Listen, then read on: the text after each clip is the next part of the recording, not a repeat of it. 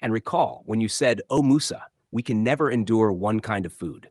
So call upon your Lord to bring forth for us from the earth its green herbs, its cucumbers, its garlic, its lentils, and its onions.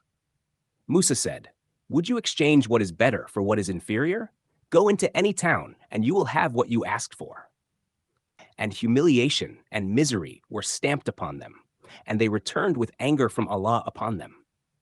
That was because they repeatedly disbelieved in the signs of Allah and killed the prophets unjustly. That was because they disobeyed and were habitual in transgression.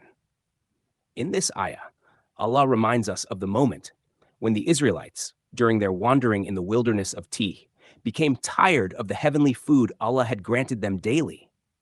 The man and the salwa, miraculous provisions requiring no labor and given as a special honor.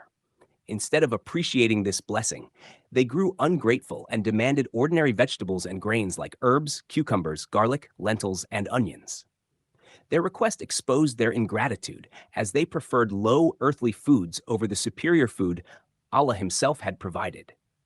Musa alayhi salam rebuked them, asking whether they wished to replace what was better with what was inferior, and informed them that if such simple foods were what they desired, they could go into a nearby town, cultivate the land, and obtain them through effort, for the special blessing would no longer continue for those who were ungrateful.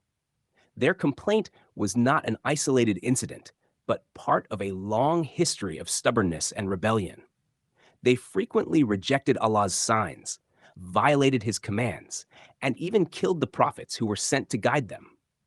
Because of their consistent disobedience and transgression, Allah decreed humiliation and poverty upon them, a disgrace that would follow them throughout time.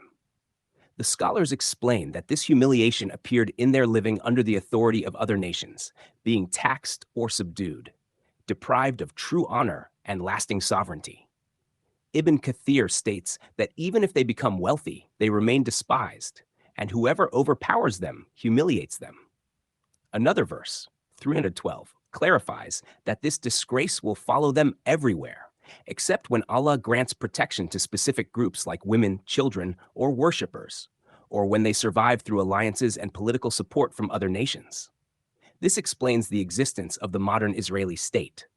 It survives only through dependence on Western superpowers, exactly as the Quran describes, living through a rope from people, not by true independent strength. Thus, there is no contradiction. Their condition remains exactly as Allah stated. Ultimately, the verse teaches that persistent ingratitude causes blessings to be removed.